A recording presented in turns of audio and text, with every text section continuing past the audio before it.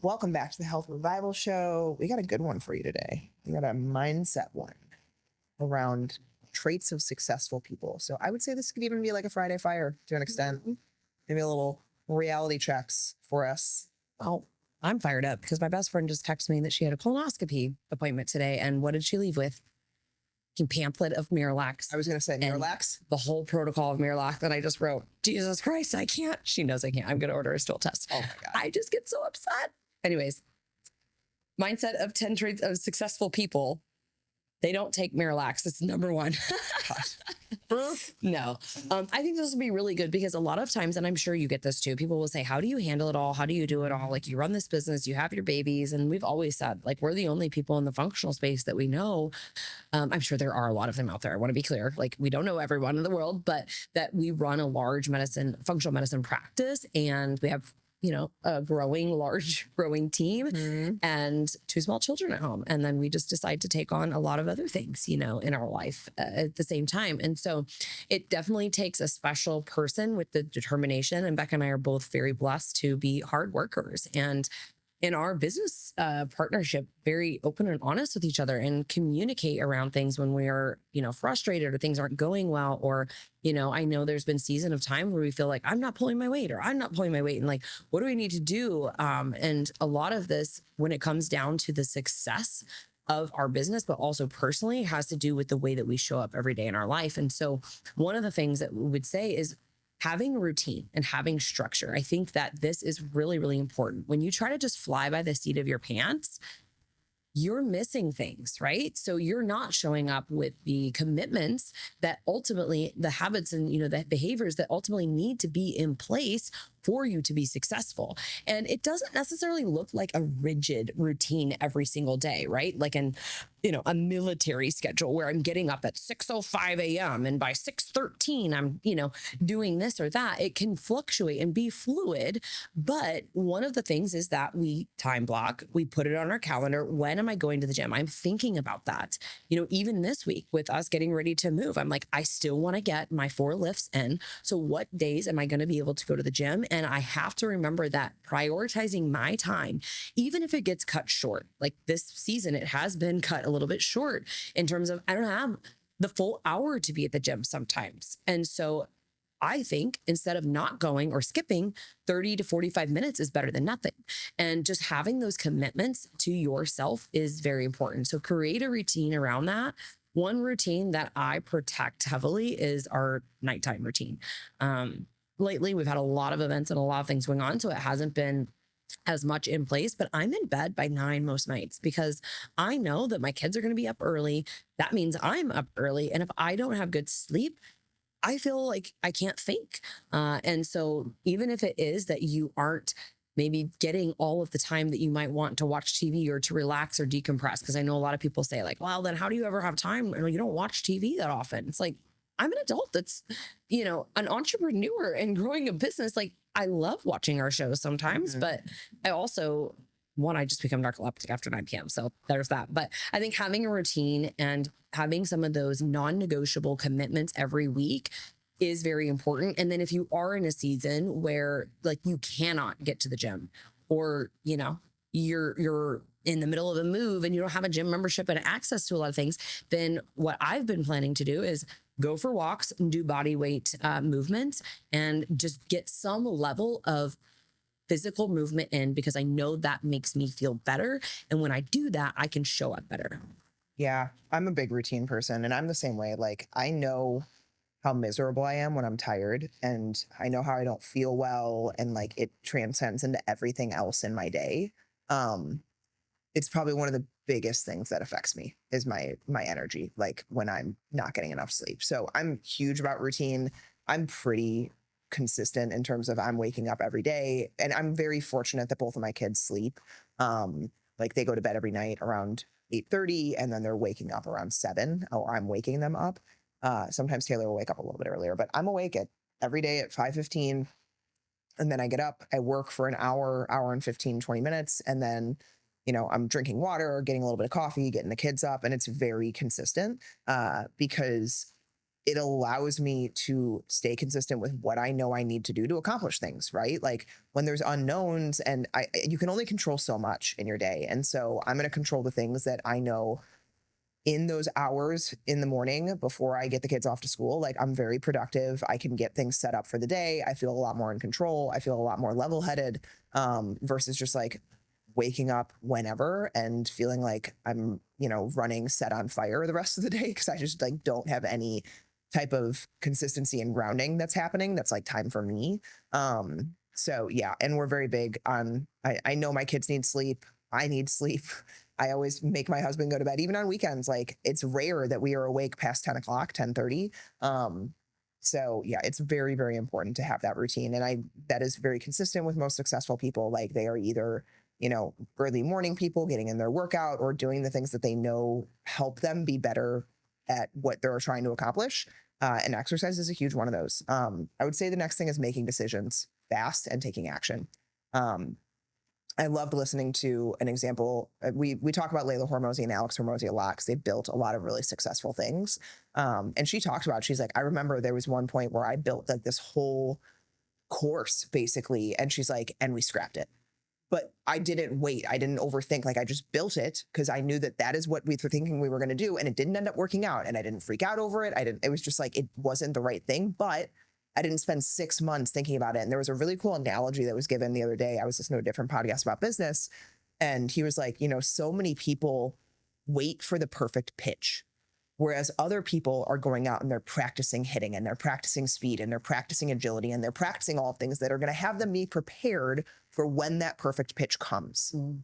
And so many people are waiting and then they're not prepared when it finally comes, right? And so like, it made me think about you do all the things regardless. Like you take the action, you don't care about what you're going to get for it or what, like, is it guaranteed? Is it going to work? Like you just do it. You take action and you do it because that allows you to get much, much farther, much faster. Even if a lot of those things that you took action on weren't the right things, like you still learn more than just overanalyzing and overthinking and never actually doing the thing because you're just waiting for the perfect situation. Yeah. And I would say that a lot of the things that we've done in our business that have ended up being what we would look back and say like, oh, we probably shouldn't have done that or, whatever, it was still a big lesson. So we know what doesn't work. And I think that when you say make decisions fast, you have to listen to like your gut instincts of like, I know that this is going to be worth it. And if I delay, that's only going to push off me getting a result, whether or not that result is a big return on your investment, or if that result is a flop and then you learn a lesson. But a lot of people will just say, well, maybe in 6 months, I'll think about it, right? A little bit longer. And of course, there could be various situations here, but I do agree that many people who are very successful are quick with their actions and take actions fast. And their teams around them know that as well. We have to be nimble with this because things can be very fluid and need adjustments often. I think the third thing is surrounding yourself with people who I would just say are smarter than you, right? That they are where we want to be. We look up to them. We see that they're doing big things. We know that having these relationships and these connections with people are really important. And those people, what you're going to find, think differently than just your community that you might hang out with in terms of like you have friends because your kids are friends or you have friends because you've known each other for a long time. You're going to outgrow relationships. I've had to learn that lesson a lot. I feel like in this season of my life, especially since our business has really grown, there are people that I notice when I'm around them, they don't make me feel good. And I don't like listening to the complaining. And one of my clients was actually sharing with me, she's a nurse and she's going through functional medicine training right now because she wants to leave conventional medicine. She's saying, I just noticed when I walk in, it's just everybody is unhappy. It's complaining. It's not like solution seeking. And the big piece with that I was sharing with her is that they will forever stay stuck in that misery and unhappiness because they're not actively trying to get out of the situation or find resolutions, right? So that could be looking for a different job, going back to school, taking a certification, right? Making a change that could be very scary. I posted a reel recently about it's been 10 years since I left corporate America. If you're constantly living life around other people's expectations, you will never live your own dream and create the life that you want. And so you have two choices in these situations: to become a solution seeker and action taker, or then if you're not going to do that, stop bitching, stop complaining about the thing that you're choosing to sit in. And I understand from a financial perspective, some people get stuck in positions longer. It can be very scary. When I left corporate America, I gave up all that security and it's paid off. But there also were seasons of time that it wasn't paying off. And we were like, okay, I don't know if this is going to work out. So I think it's really important to understand that you've got to build a strong network. You've got to be around the people who are going to pull you up and who are going to support you. And then at the same time, start to separate yourself, create more space of those people who are either trying to pull you down or you're just noticing they're sucking energy from you. Yeah, absolutely. So last one is not last one, number 5. Oh my gosh. 4. 4 is kind of reiterating what Liz was talking about in terms of making excuses. Like, God, this stupid cough won't go away. Nothing is given. Like, when you decide to go in and do something, whether it is starting a business, whether it is a health journey, whether it is, anything, like trying out a new skill, a new sport, a relationship, right? Like, nothing is given. You have to work for it. And when things don't work out exactly how you want them to work out, what can you change, right? Like, I'm not thinking, oh, woe is me. It's because this and this and this that I couldn't control. Like, no, what can I do that could have made that outcome better? Or, okay, maybe it wasn't the right time for this to happen.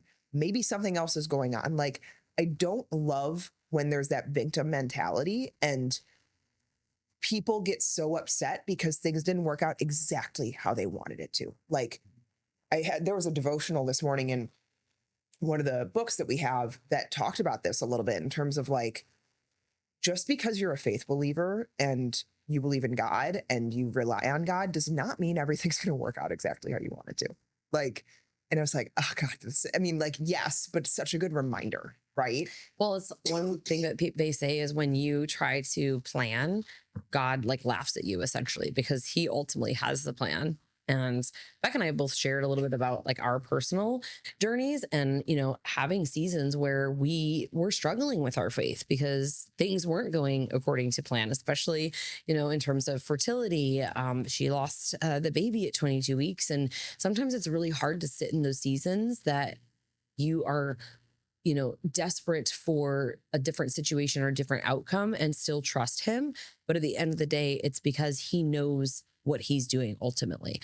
And again, you might not be a faith believer and that's okay, but it's really understanding that you cannot control everything. And so either way, you have to keep showing up. You have to keep taking action and working for whatever it is that you want to accomplish. If it is the case of fertility and things aren't, going according to plan, you've got to identify some of those things that could be blocking you that maybe your doctors aren't. And that's, one of the things that we do in our practice. Or if it is, something that's not happening in your job with a promotion or whatnot, then you've got to look in the mirror and say, what are the things that I need to be doing that I'm not yet doing to improve my skills and my craft to be able to get that promotion? I also think that when we think about, opportunities, number 5 here, you have to create the opportunity. You have to be intentional about putting yourselves in, the room with those people. You're not going to wait for it to happen, right? Take ownership of your life and find ways to get into those communities that are going to help you create relationships and connections that will ultimately bring different opportunities. So rather than, sitting there and kind of blaming, well, I don't know that many people, or I don't have, this is my favorite thing. And I understand in some ways, but I was sharing this with someone this week who's a practitioner. They don't have more than about 10,000 Instagram followers. And I said, just because I have 185,000 Instagram followers doesn't really equate to that much unless I'm actively communicating with these people, talking to these people. Like, really, your followers, it can give you credibility in a lot of ways, but you want the engagement. And I said, if you have 10,000 followers, you need to engage. That's also going to be how you get more followers. You don't want to buy followers. You don't want this to be fake, right? And so don't blame the fact that like you don't have that. maybe people are blaming it and they're not even showing up, right? They can't even do a reel. They can't talk to the camera. Well, then you need to work on that skill set. You need to stop waiting for something to be perfect, that your script is perfect. It's like one thing that Jen Gottlieb says is like, and Brock Johnson too, just post, just start, right? Stop waiting for the perfect time, the next certification or whatever. I also think that a lot of people live in their past. And with this, you will say, well, I wasn't given the opportunity. That's bullshit. You have to create these opportunities. Look at a lot of people out there. There's many great examples of successful people who came from nothing. They didn't have the best family dynamic. They didn't come in a great, economy where things were maybe like handed to them. Their circumstances were difficult. Guess what? Some of those people are the most successful people because of the struggles and the things that they went through. Number 6, and we kind of already touched on this, and we won't beat a dead horse here, but kind of along the lines of like routines and boundaries, you have to be very intentional about protecting your energy and your focus. Highly successful people know that distraction is expensive. Your guards have to be up in terms of your non-negotiables. Again, if it's your workouts, if it's your sleep, if it is things that you're doing to support your health, if it's, again, just knowing that mentally and emotionally, I only have a certain level of bandwidth, and in this season, it's shortened. That's okay. It's going to be better for you to delay than to take on more on your plate and do a shitty job. I would rather, for example, right? Like right now, we're 3 days out. We're doing the May lab sale. We have a lot of lab stuff coming in. Anybody I've spoken to that's going to do the review with me, I've been saying, hey, I just want to let you know from an expectation standpoint, if you want to do this with me, rather than my experts on our team, you're going to have to wait 3 weeks because I've got to give myself time to go and get settled. And that's me protecting my time and energy and my focus so that I don't turn into a complete stress ball and a mess and then do slop work because it's not enough time to sit and prep and prepare and do the follow-ups, right? Or I'm stressed out with my husband and my kids, and it's already going to be such an emotional period that my bandwidth for some of these extra things is very, very short or non-existent. And I think that's also when you need to know, as whether it's an entrepreneur or someone who's going to take on extra things related to like your performance, burnout kills. So if you need to start saying no more to get some of that back, and one of our mentors actually was going to speak at a summit that we were speaking at and sent a message a few days before and just like, I'm not even in the mental emotional space to do this. I'm going to have to back out, and it's really hard for me to do, but I just have to protect my time and my energy and my focus. And I think that's really, really important. And it's way better to do that and to be honest and to be vulnerable than it is to show up and half-ass it. Yeah, absolutely. And I think that sometimes really successful people can almost come off as seeming like a little hard to get a hold of, or like hard to, I don't want to hear like, let me have a minute of your time. Like, can I ask you something? I know I'm not a client. Like those types of things where it's just, You've already said that you shouldn't be doing this, but you're like, doing it anyway. I know that you're really busy, but right. And we want to help. And that's the hard part, is that most people that are successful really do it because they want to help. And so they find themselves in these hard situations of, they want to help everyone and they end up spreading themselves too thin, and they reach a point where at some point, like, they have to cut a line in the sand. And then you can start to feel a little bit like a jerk sometimes, because you have to say no to people and you have to be like, I'm sorry, I don't have the time for this. If you want to set up a time, a paid hour to go through things, like, we can do that. But it's especially when you're trying to grow something big, when you're running a business, or when you're like, if you're a mom, dude, like, you cannot. I signed up to help with the end of the year party. I was like, why the F did I do this? I already helped with a party this year. I felt like I wanted to, because Carson asked me the other day to like come and do something at his class that I couldn't, because it was a certain time that I already had something. And I was like, ugh, I'm going to sign up for this end of the year party because I'm trying to be a good mom. And I was like, why did I put this on my plate? I'm still a good mom if I don't sign up for the end of the year party. Like, so I need to eat, listen to my own advice here too. But even if you aren't running a business and you're a mom that's just trying to juggle a million things, pick what's most important and what's getting you the biggest return on investment, and pick those things and say no to other things. Like, you don't need to help your friend talk on the phone for an hour because she's having a bad day necessarily. Like, yes, you can still be a good friend and not do that. So just really do protect your time. Number 7, they stay consistent when motivation's gone, which I think comes back to routine. When was the last time you felt really motivated? I don't. Every day I go to the gym, I'm not motivated. Every single time. Mhm. Every time. I'm like, I should be working right now. I have so many things on my mind that are not being at the gym right now.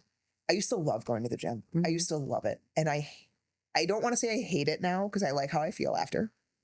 But like, I'm really, really not enjoying doing it lately. And the motivation just isn't there. It isn't. I just, and rarely is it, right? Rarely is the motivation there for anything. Mhm. Do I I want was- to podcast all day on Tuesdays?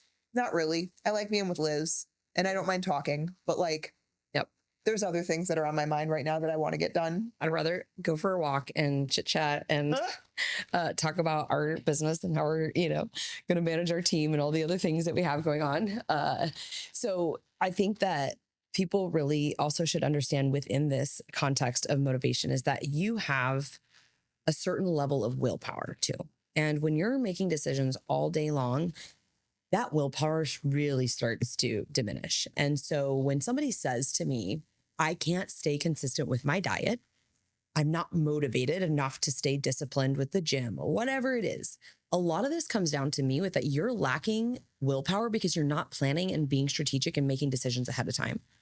If you, again, kind of fly by the seat of your pants and you come to Thursday afternoon and you don't have a plan for your food and you haven't, prepared and put the things into place, it's going to be a lot easier for you to say, F it, I'm going to go order Chipotle or go to the drive-thru instead of going home to the food that you've bought and to prepare, right? It's also really hard when you're in an environment where everybody's eating junk food around you that is very tasteful, right? Like it's what's the word that we say, addictive, but it's also hyper palatable, right? That fat, salt, acid, heat, so why don't you think about, before I go to the restaurant, this is what I'm going to be ordering?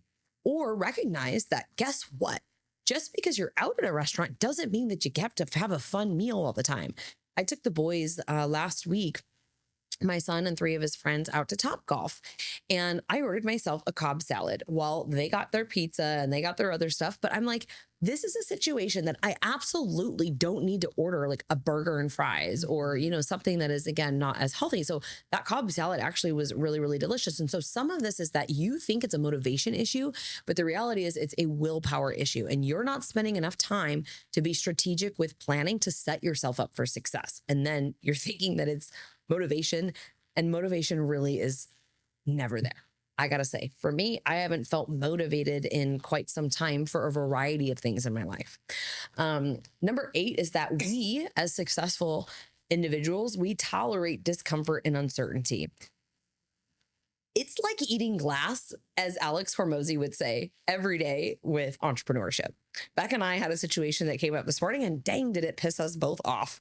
And I was on my way to the gym and I was like, maybe I should put this energy into this workout, but I can't stop thinking about this as how I'm going to ticked off, and so chatting, through it and stuff like that. But knowing that when you're in a season of growth and expansion, that's you expanding your mind. It's you expanding your reach. It's you expanding to do other things that you want in terms of goals and diversifying, whether that is your work or it's your team or your family. This feels uncomfortable. We're getting ready to move to Texas. I've been so excited about this, but now we're at the finish line of like, go. And that feels the most uncomfortable I've felt in so long, and almost like, depressed in some ways. I was sharing this with Becca yesterday, and it's like not a depression that's like a deep depression. It's just like this excitement at the same time as like this immense sadness, and it's so uncomfortable. But at the same time, I know that I'm not going to grow and I'm not going to make decisions in my life that are huge if I'm not willing to get uncomfortable. And some of those are going to be the most impactful. And when we look at this, when we're thinking about being uncomfortable, part of that is going to be a few things that are really hard and challenging throughout that process. One is that we're going to fail publicly. My husband and I, when we owned our gym, we talked about moving to Tennessee. We've been talking about moving forever, right? And it wasn't necessarily that we failed. It was that we had all these plans in place and God started laughing at us, right? He's like, well, now the housing market's going to explode and we're going to have this and these roadblocks and these barriers. So there was a time period where like it really wasn't an option. And okay, that kind of sucked. So I had to listen and sit in that no, hearing no. We had to pivot and we had to, okay, say, well, if this is a longer term goal, then what do we need to do? We need to plan a little bit more and be a little bit more strategic with our finances. Guess what that means? Saying no to doing a lot of extracurricular activities and maybe not just freely spending, money all the time, and actually starting to look at a budget. So I think that this is a big one for some people because a lot of you want to be comfortable. You want to heal at the same time that you want to keep all of your habits. You want to keep your wine. You want to keep your chocolate. You don't want to go to the gym and lift heavy enough to stimulate the muscle that you say that you want to have because you don't like your body composition and your skin is flabby and you're going to, be a skinny fat look, but you aren't doing the things that are required. And all of those things are going to be uncomfortable and it's going to suck. And that's the time that you have to look and say, this is a season of embracing the suck. The only way through to get through to the other side is to go through. And sometimes those waters are really muddy. Sometimes you feel like you're in a sinkhole, and that's okay. This is where, going back to what we said before, having a community and having people who are where you want to be, mentor you and coach you, even if that is uncomfortable from a budget perspective to invest, those are the requirements for you to get to where they are. Yeah. And there was actually my coach, Dane, friend of Liz and I's, posted the other day. It said, short-term satisfaction is just the devil trying to get you to break your values and goals and make you believe you're not capable of becoming the version of yourself you want to be. Every time you give in, you reinforce the lie that you'll never be good enough. Then comes the guilt, then comes the shame, and next thing you know, you're chasing the next dopamine hit to numb the weight of the last one. And it's just this cycle that people end up in, and they never believe that they can accomplish things. Even though they try to, deep down, like subconsciously, they don't think they can, and they just keep themselves stuck in this cycle. And it takes, I find that almost every single successful person, I shouldn't even say almost every single successful person has been through really hard times in their life where they've had to push through a discomfort. They've had to do things when they didn't want to. They've stuck to things for long periods of time. Like, whether it was healthy or not, Liz and I both have done 75 hard. Liz has done it twice. I trained, and I constantly think about doing it again. I mean, you end up so productive doing it, but like I trained 2 times a day, 8 macros. I would bring my own food to Christmas Day. Like I have done the discipline in the past. Does it look different now in terms of like now it's applied business and, social media posting and all of the things that are very different than what it used to be applied to? Yes. But like they understand what it takes and they know that there is going to be discomfort involved and they lean into it. And I find that that is a huge trait of very successful people. They invest in their learning. Number 9, they invest in their learning constantly. They are never done growing. Like they read, they ask questions, they hire mentors, they stay curious. They understand that better thinking creates better outcomes because there is always someone smarter than you. There is always something else that you can know that you can make things better with. Like, and you invest in that because guess what? If I can pay someone an amount of money to save me 2 to 3 years of my life of trying to figure something out, I will do it every single day of the week, every day of the year. Like it is no question asked. And that's why honestly, once you get to a certain level too, I find that it's just hard to find those people. Like, and I love our mentors and they've helped us grow immensely, but like you've reached new levels and it's like, who do I learn from now? Like there become fewer and fewer people at the top. And that's one of the challenges of this, but especially in those early on times, you have to find people to learn from and you have to find things to educate yourself on because there's always things to learn. Yeah. I actually was just having a discussion today with a friend of ours who is overseeing a large team and just kind of doing a mental health check on each other. And she said, one of my biggest frustrations right now is that our team is not pushing themselves to learn more. And it's like baby birds that want to be fed.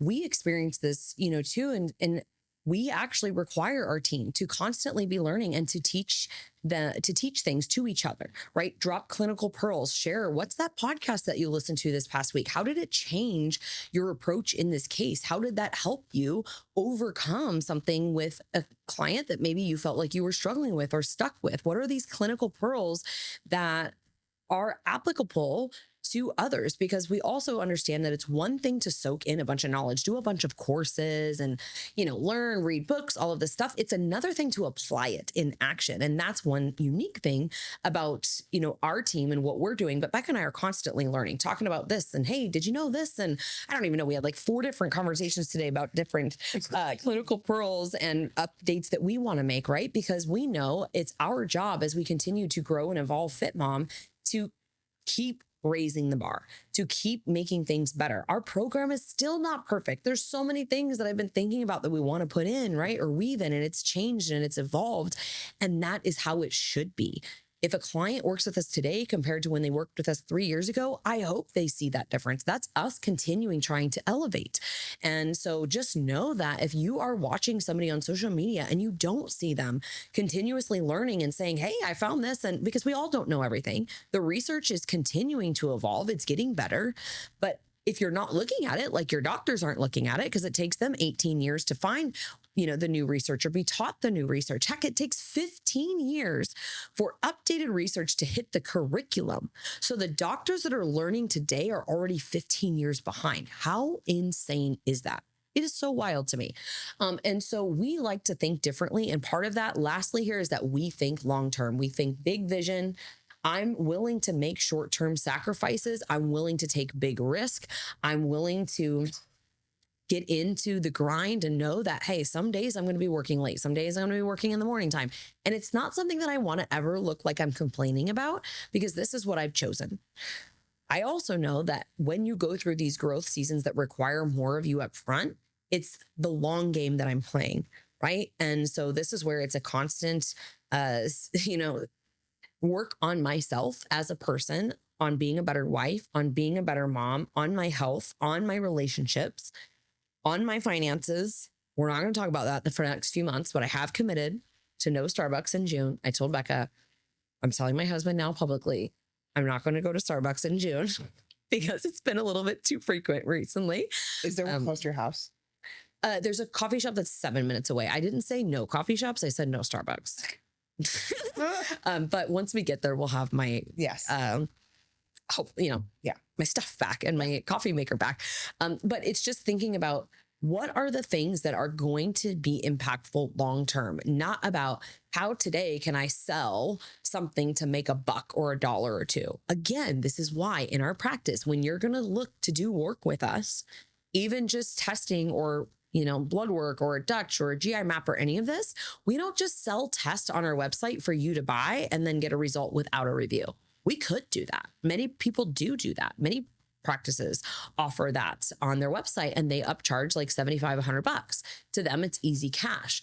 To me, I think about the fact that this is not really going to be helpful. And the last thing I want is somebody wasting their money and then maybe uploading it to like an AI tool and going about their health with a protocol that ultimately doesn't really make sense and isn't going to be helpful to them. So I would rather stay in my lane and say, hey, what is impactful and what's going to be helpful for you longer term is that we understand your health history, the symptoms that you're currently experiencing, and we're able to interpret the current labs that we have in a way that makes sense for you to understand what are things that you could be doing to help shift and change and lower inflammation, improve metabolic health, blood sugars, address the underlying infections or insufficiencies that we're finding.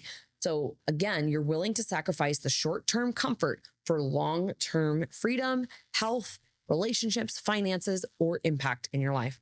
If you liked this episode, if you felt that it was helpful, please don't forget to rate, review, subscribe, and share the show. That's how we grow. We are currently still ranked at a top 0.5% podcast, which is pretty cool. We're approaching our 1,000th episode soon. We'll be in the new podcast studio for that. And we just want to say thank you for all of you who have supported us to be as successful as we are, for trusting us, for letting us be in your ears, listening to us. And we love you. We wish you all the success. Don't forget that all of this, though, is in your hands, and you have to be the person that accepts accountability.